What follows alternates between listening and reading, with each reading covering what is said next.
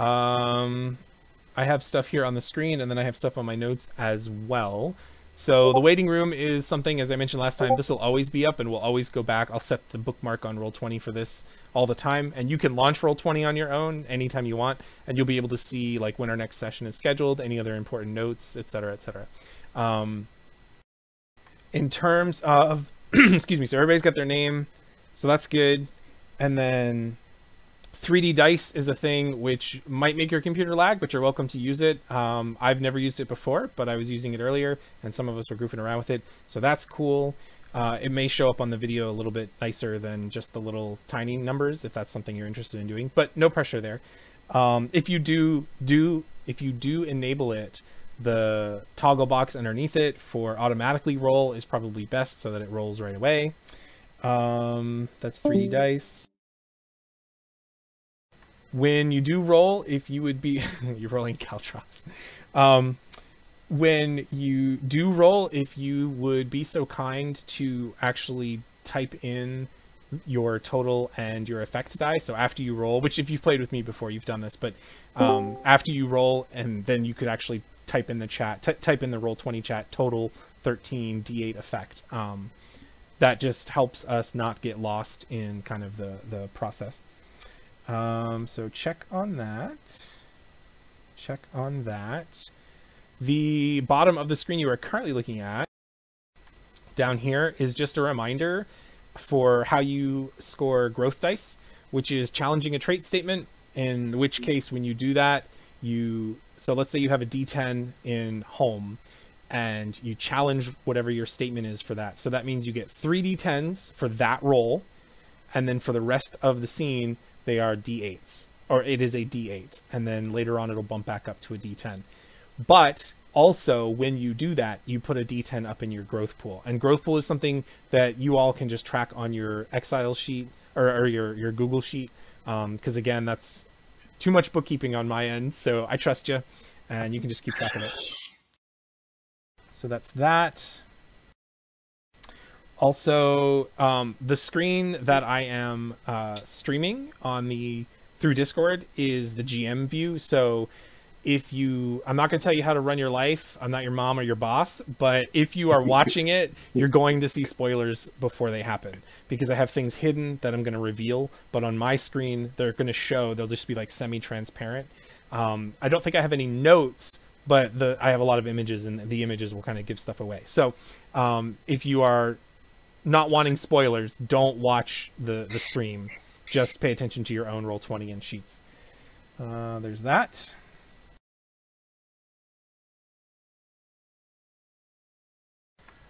We talked about tracking the stuff, and then like I said, at the bottom of the screen or at the bottom of the pages, there's going to be an area, and actually Winter, we have your character starting out with a complication, and it says in that little area, I think I put D6 highlighted, right? Yeah, D6, and then I actually put a little C after it to represent that it's a complication as opposed to like an A for asset or something. So however that works, as long as it's clear for folks, but there will be an area to do that.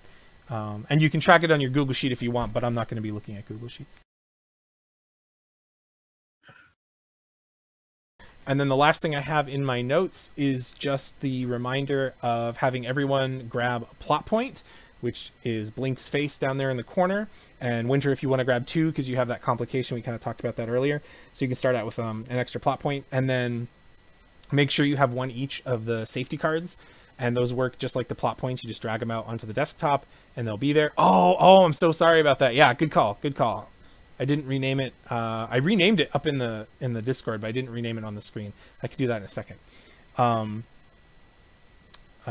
was they saying? Oh, for the safety tools. So make sure you have 1 each of those that you can put out onto the table when we're playing, if that becomes necessary. Yeah, let me change that real quick.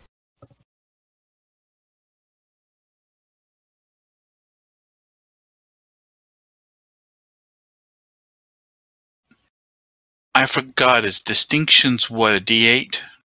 Yeah, D8 or D4. Or D4, exactly. Yep. Sorry.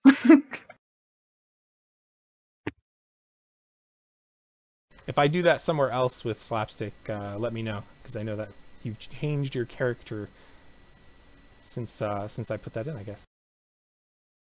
I'm actually going to disable your video in here just for computer resources reasons.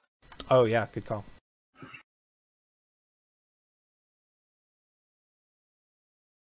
Okay, so that is 3D dice, total and effect, GM view stuff, character sheets, safety cards. Everybody's name has been changed. We talked about the growth stuff. So Winter, make sure you do grab a plot point and the safety cards. I have two little. I think these. Yeah, I have 2 plot points right now. Do you? Yes. I have 2 little tokens in my little right-hand corner. You have to actually click them and draw them. They should be over your name. Oh, over my name. So like if you click the blink faces and then you click draw, they'll actually put them above your name. And the same is true of the safety deck. Yeah, there you go. And then the safety deck, you can pick one of each. Oh, wait.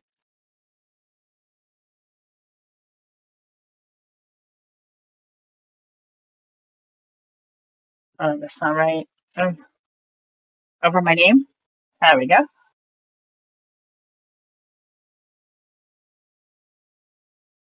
Come on, you can do it. There we go. Sweet. Okay, cool. So good. And all right, so let's get started.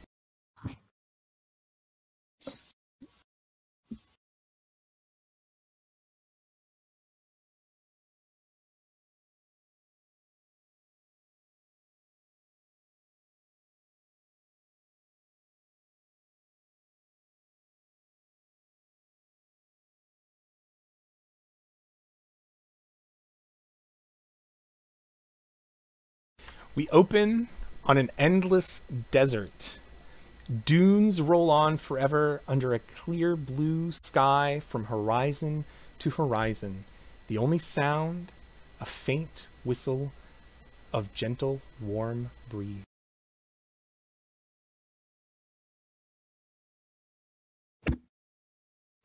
Suddenly, a swirling pool of color and light tears through space-time, depositing a lone figure upon the hot sand.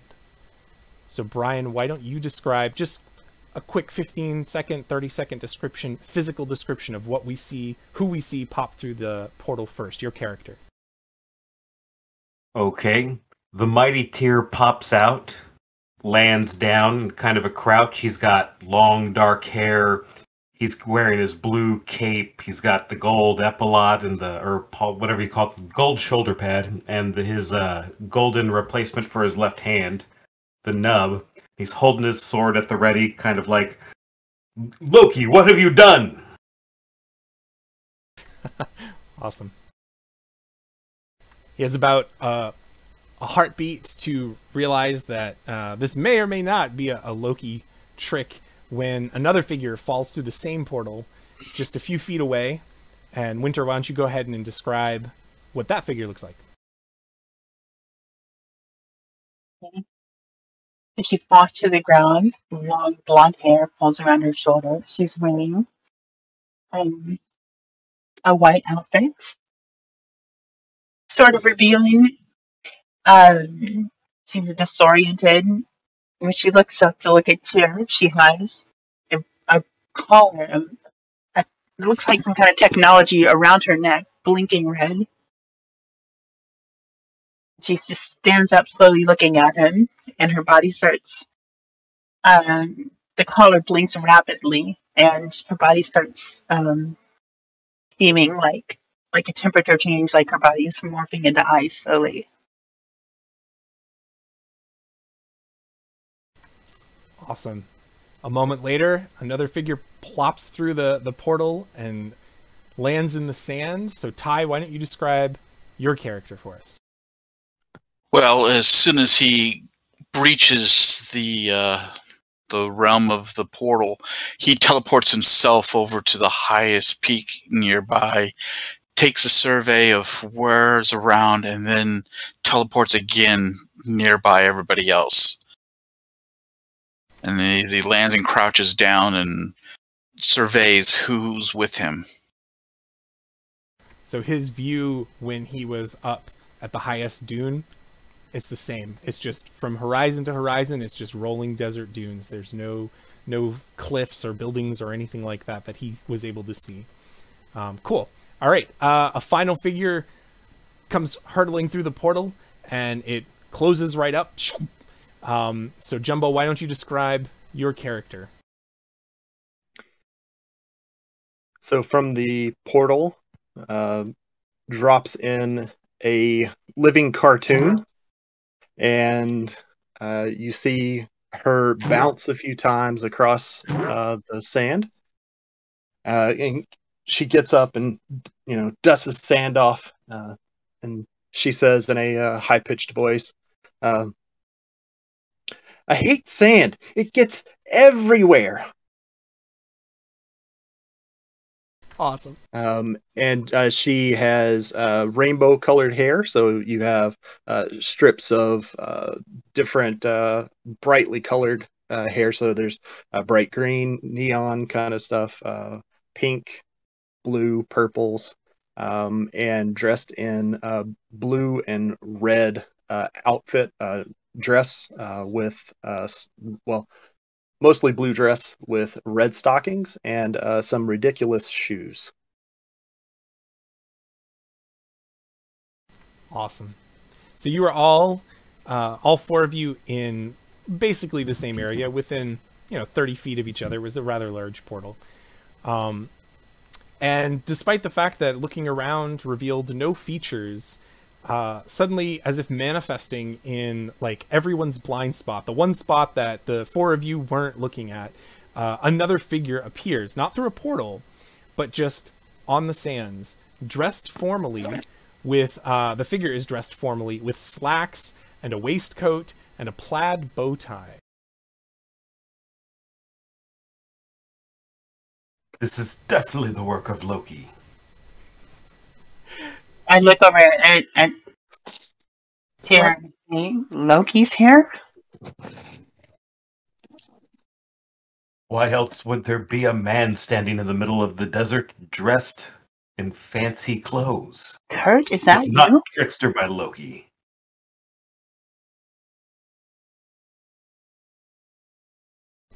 So this figure kind of waves over. He has all the appearance of a stereotypical butler or a waitstaff, kind of fancy dress, traditional dress, save for his eyes, which are solid black orbs in their sockets.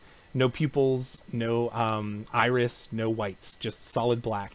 It's as if it was ripped, as if ripped from its own place and time. He stands inside that small kitchenette, which you can see on your screen, searching through cabinets and drawers, and he beckons you to come closer and have a seat. He says, "Ah, you've arrived. We've much to discuss. But first, can I get you anything? Tea, a bear claw?" And he kind of motions to the table and stools, and on the in the center of the table is a spread with various crackers, cheeses, etc. And there's a kettle on.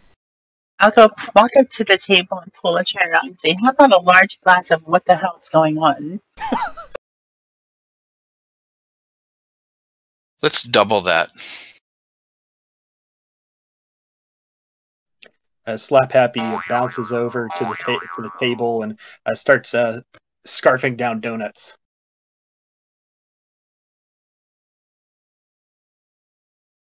Does Kurt want to get in on this action with any food requests, or are we going straight to the glass of what's going on?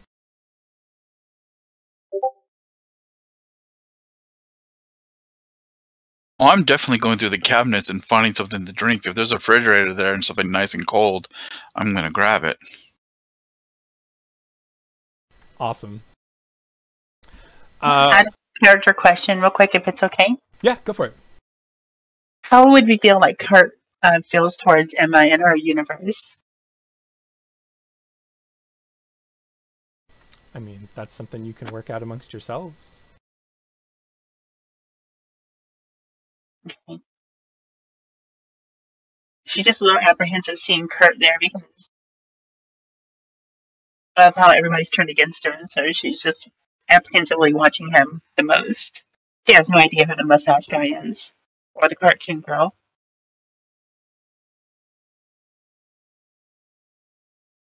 Yeah, I You do all want to kind eat of. donuts. You gotta hurry up.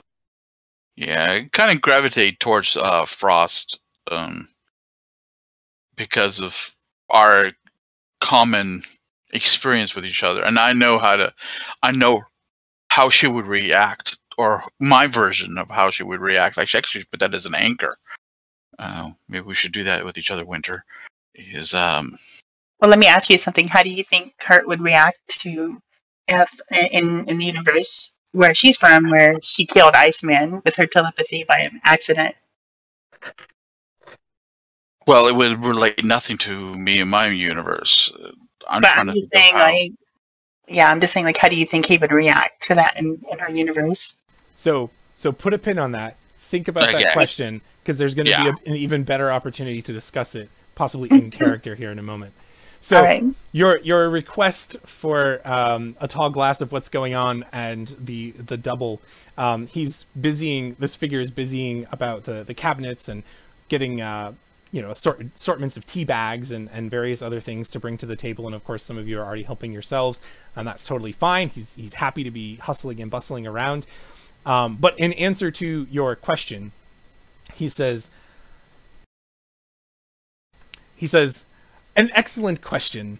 One that was anticipated, but I think I can answer all your questions much easier this way. And he pulls out of his pocket a remote control and like to a television and clicks it. And then out of the sky, out of like the infinite sky, this flat screen television just lowers down shoom, to eye level for all of you. And it begins to display images of your of a background, and the first character that we'll have go is the first character that we'll see, Bryan. Why don't you? So this is the spotlight for your character. So tell everyone what montage they would be seeing on the screen that would explain to them who your character is and like what your version is and all that stuff. Like, this is the time for that spotlight. Okay, does that make sense? Yeah. Oh, absolutely. Right on. So take Okay. it away. All right. We see a universe kind of giant view. We pull on into Asgard and we see Tyr learning at his father Odin's side, attempting to lift Mjolnir but failing.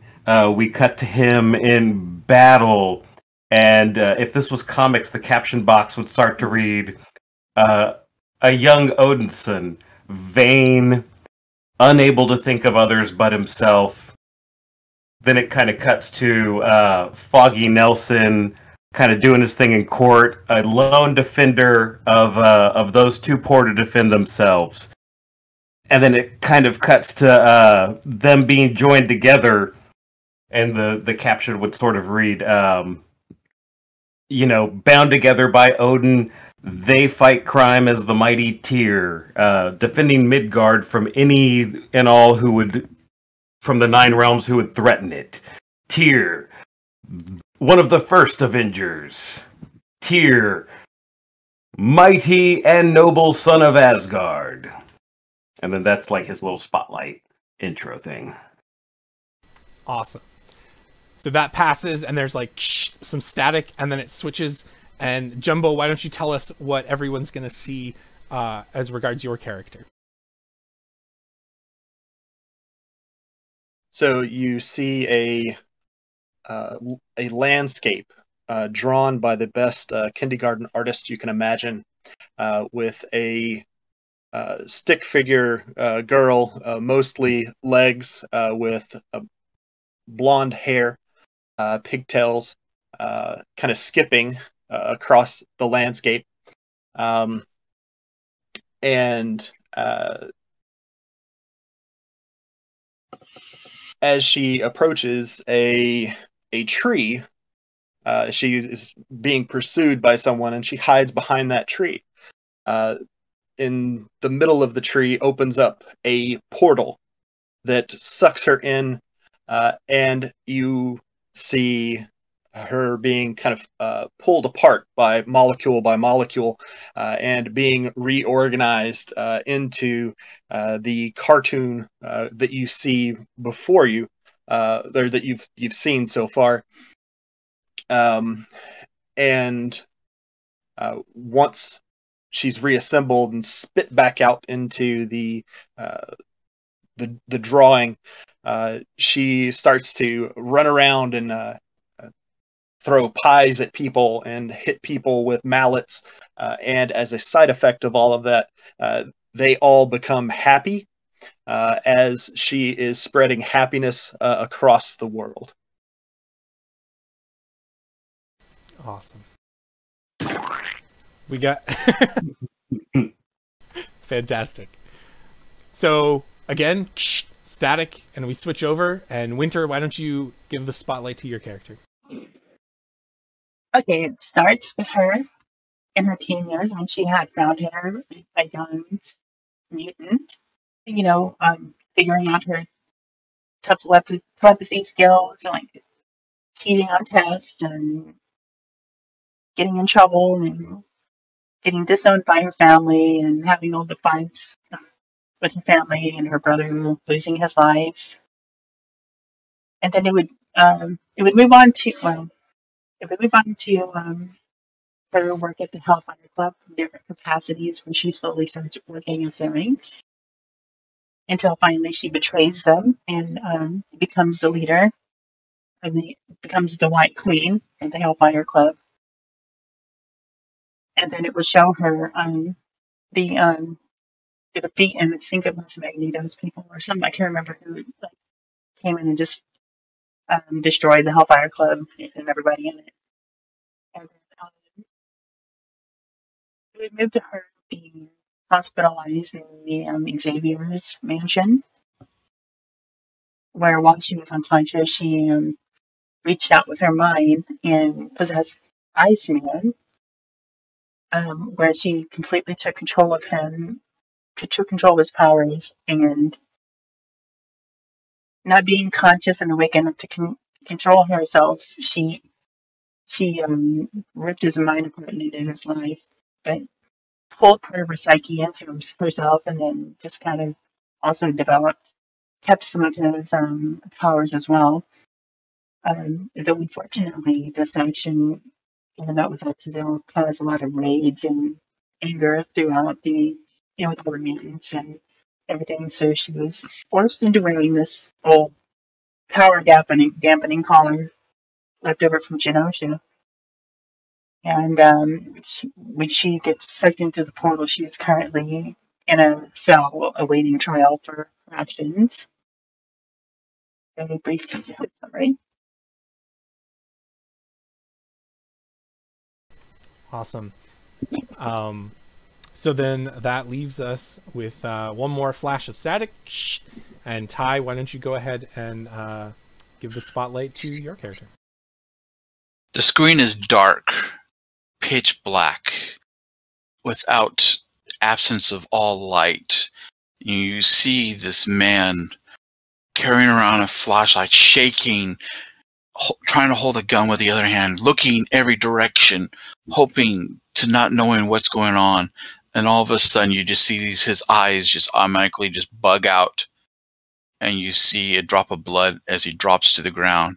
And then from behind him, steps out from the shadows, is Nightcrawler as he overlooks this body.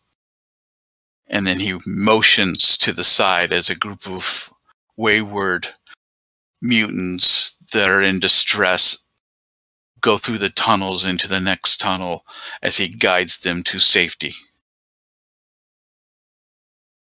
And his mother comes by, Mystique, and gives him an approving look as she walks on by, and as he protects the group from behind and makes sure that they are all safe and protected, as he slowly takes up the rear and again teleports away to another position in the line. And then it fades to black again. Awesome.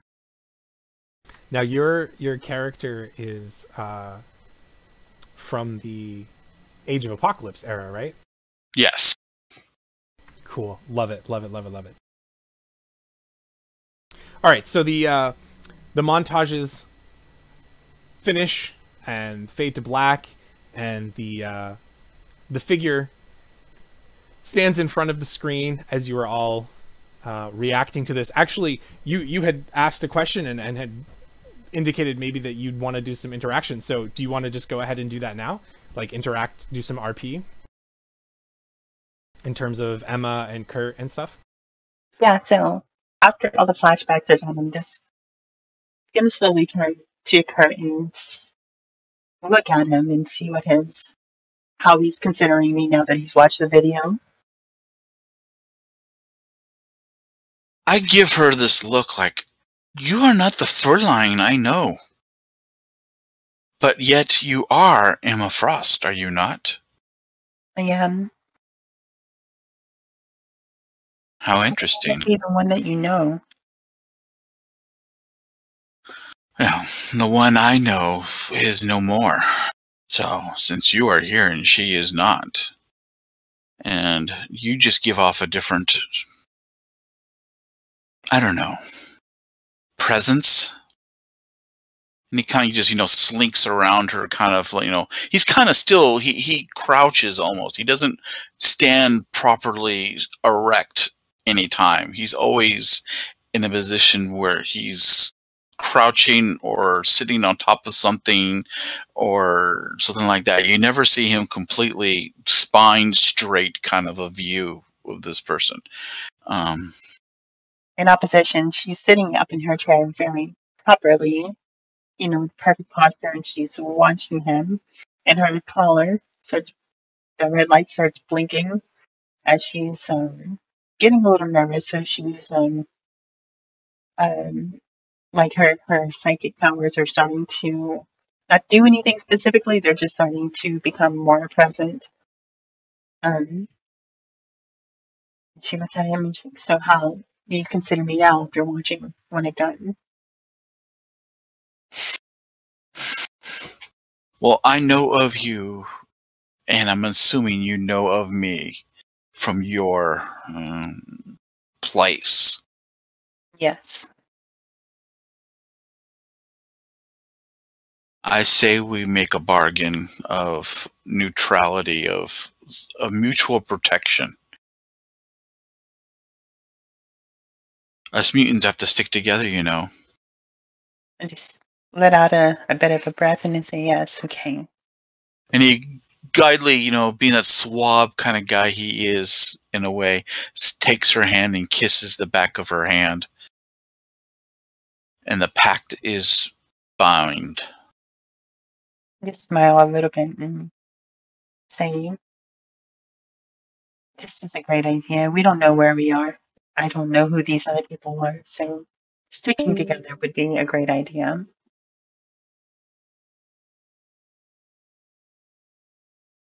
Allies are good, but no, if you betray me. And he kind of just looks over his shoulders, and you can see his cutlass swords hanging there. And you saw the video, so it's kind of like, kind of giving that knowing look, like that I'm not afraid to take action if it means that I have to take action. He just glances at the swords and just gives him a slight nod. As long as we have a mutual respect, my lady. We do. Let's go introduce ourselves to these others. So they're sitting at the table too, right? I believe so.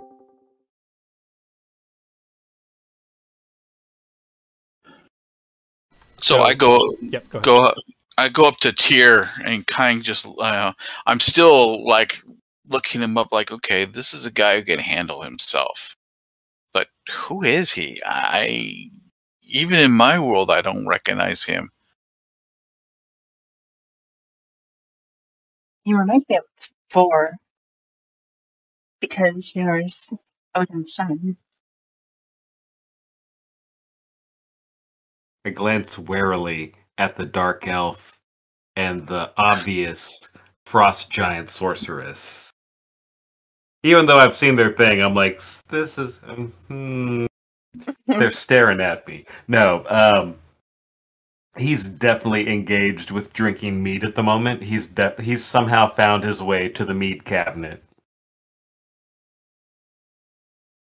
Yeah, for sure. The fridge, like, this is kind of one of those situations where you open it up and you find what it is you were looking for, but as a result, it's just kind of an eclectic selection of beverages and snacks and foods and everything.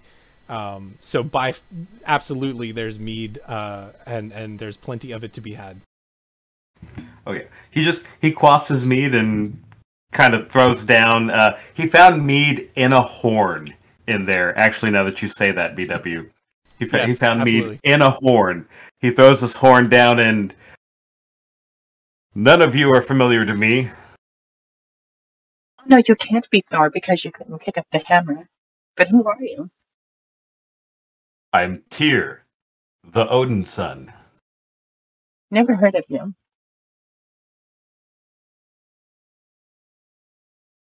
I've never heard of you. I've heard of him. He's cool. You're the god of war. Right? That is me. I am Tyr of battles. So you're all about the fighting, right?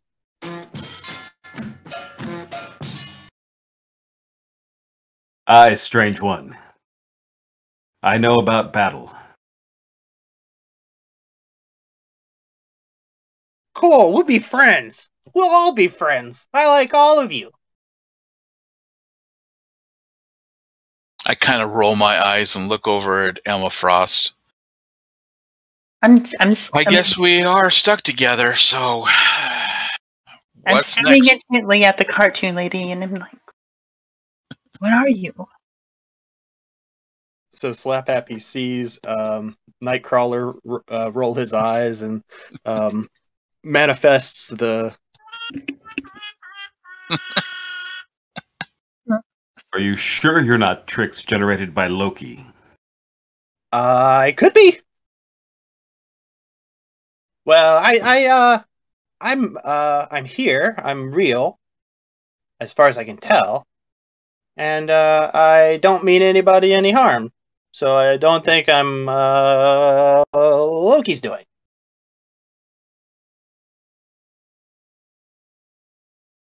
So I give a look to the robot and kind of gives a. So what's going on here, and why are we here in god awful desert? Yeah, so the butler has just kind of like been sipping his tea as y'all are chatting and catching up, and he's just kind of like nodding in approval as it's happening. And so there's this lull in your conversation, and he begins to explain to you.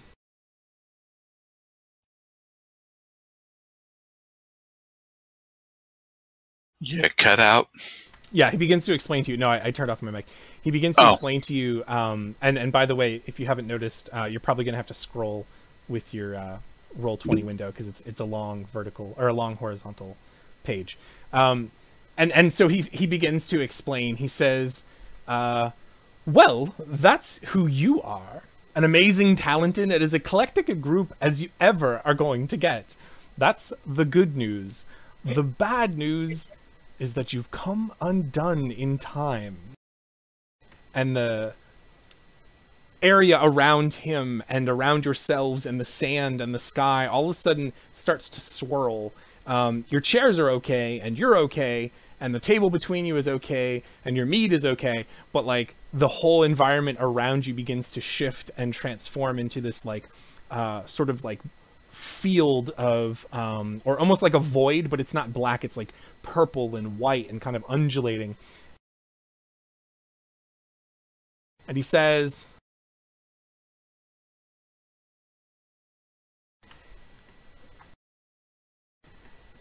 "I'll tell you who I am." He says, "I am a time broker. That is my function. Time itself is like a living being. It has shape, it has motion, it has growth, And as he's saying this, there's this strand of like DNA-ish stuff sort of coalescing behind him as if to illustrate his point.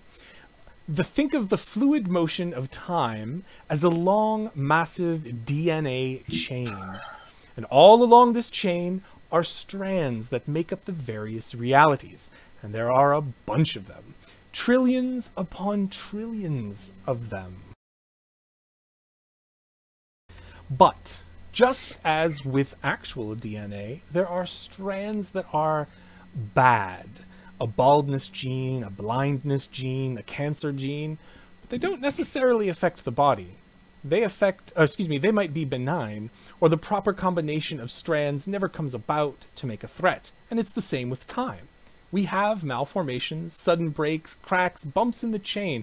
In most cases, they don't affect much of anything. You buy a different car, you miss a lunch date, your VCR doesn't record, or nothing at all.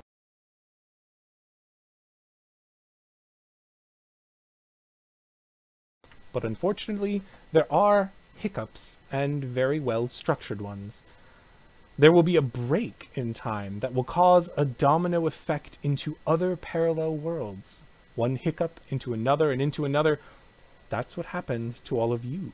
There has been a ripple in time. And as he says this, all of the floating DNA and graphics and things kind of like ripples all across your field of vision. New events in your past have transpired and altered each of the paths that you now live. I know, gang, it's a lot to take in. The lives you've lived have been rewritten, but now you have an opportunity to change them back. You will have to repair the breaks in the chain of time that caused these ripples. The breaks are incidents in different realities, and while not appearing to directly affect you, I assure you, they do. You will be realigning the dominoes so they won't fall on top of you. In turn, you will get your lives back. If you're successful, you'll return to exactly when you left, unaged and unchanged, but the dangers are real. You can be injured and you can die, and you can fail, which would return you to these unfortunate new existences. And the whole field returns, the dunes kind of phase back in, and the refrigerator and furniture and everything kind of returns back to what was there, except the TV is gone. And he stands there waiting, and he just says, "Any further questions?"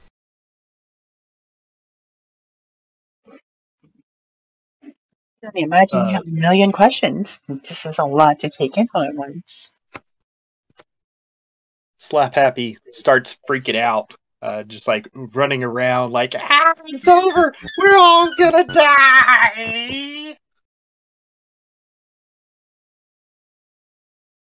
Simply point me at the threat. It shall be done. Well said, son of Odin. Watches Slaphappy running around, and you get this impression that that Time Broker appreciates Slaphappy's presence. The antics are refreshing to him. To Tyr just saying what Tyr said, if that's cool. Does anyone else have other questions, or do you want to move on?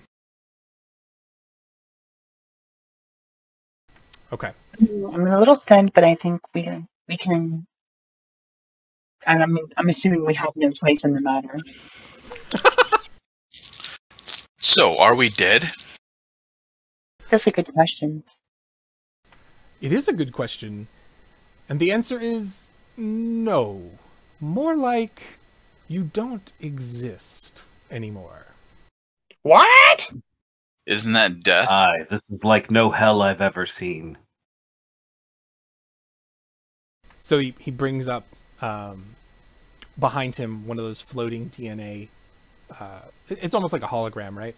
And on it, the montages from before on the television are kind of like superimposed, and traced along the DNA strand, almost like the time, like if you imagine a timeline, but then twisted to look like a DNA strand, right? So the images are playing all along in chronological order for each of you. Like there's like 4 different strands, but you get to this point in the DNA where there's a break or a black spot, like it's cancerous or decaying or something like that. And when it gets there, when the sort of little montage gets there, it stops and it's just kind of blinking.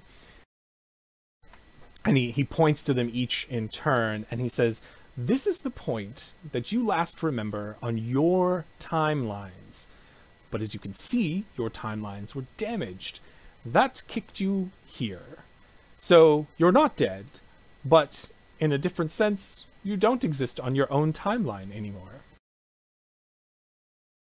And your job will be to repair other timelines, eventually your own, and then you'll be able to return home."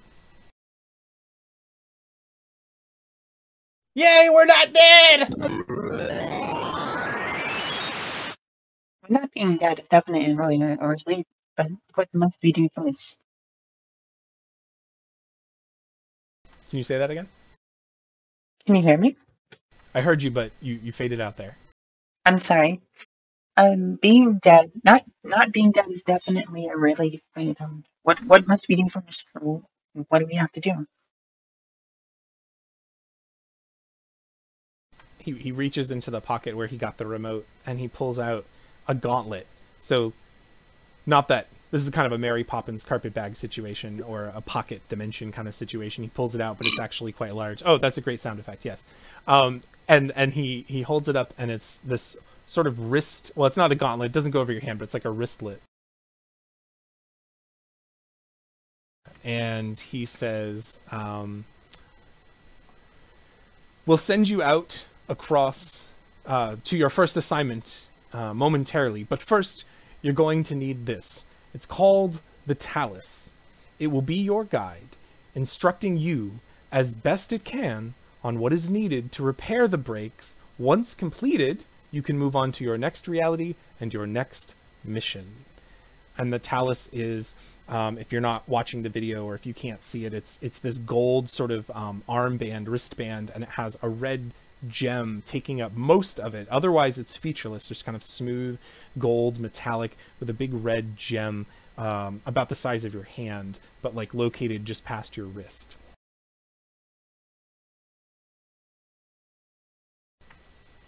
Now we come to the first interesting, well, it's all been interesting, but I mean, we come to our first decision as a team. Who do you think, and this can be discussed out of character as well if you like, but who do you think the Talus, so the Talus undulates and almost like quicksilver, like liquid metal, and it flows through his fingers down onto the sand and begins to like a puddle, like kind of like ooze towards one of you and will go up onto your arm and coalesce into the armband. But which one of you do you think the Talus chooses? Oh, wow.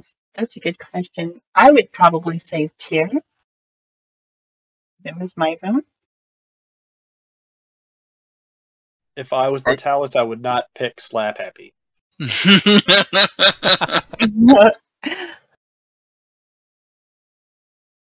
So Tyr, we're thinking Tyr? Tyr's good. Yep. Cool. So probably then, that being the case... Good. That being the case, it's probably going to take up residence on your gold stump there. Okay, yeah. And you Blows right onto my little stump holder. Yeah. And as soon There's as got to be a better name for that.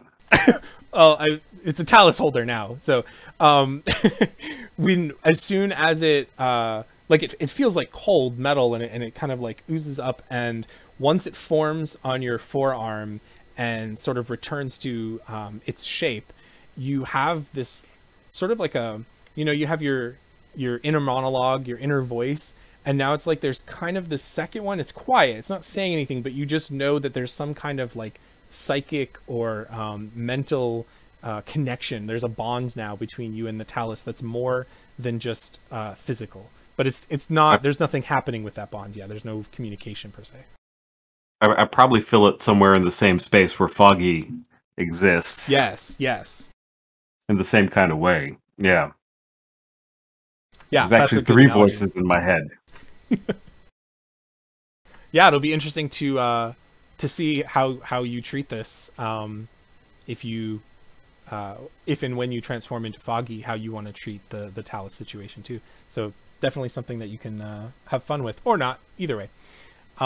So that happens, and it's on Tyr, and the Time Broker begins to leave. The furniture begins to sort of phase out of his existence. It's not a blink, it's not right away, but things just kind of start to fade. All the colors start to fade, and he begins to walk away, and sort of like mist begins to enshroud the area. And he says, even I don't exist in the conventional sense. I'm kind of like a living verb. The same with the desert here. It's not a literal place. It and I are constructs created from the collective consciousness of each of you. I am how your minds are dealing with this trauma.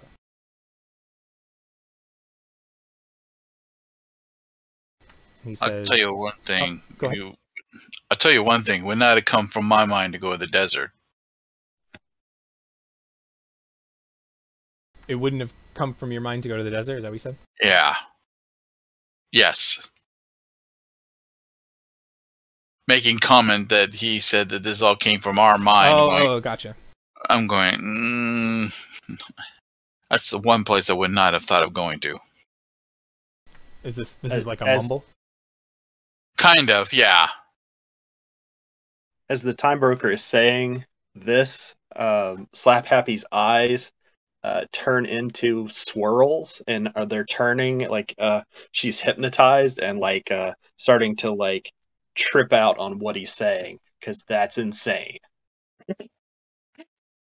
Yeah, and for sure noticing that, he begins to close up by saying, oh yeah, excuse me, oh yeah, you're freaking out and you don't even know it. And then he begins to fade himself, and merely ends with, so endeth the lesson, I'll be in touch here and there. And the emphasis is on here and there, kind of like, what does that even mean? He just told you that you're not in a literal place. Yeah. Good luck, and his voice kind of echoes off. And then the everything kind of fades away, like the whole landscape and everything kind of fades.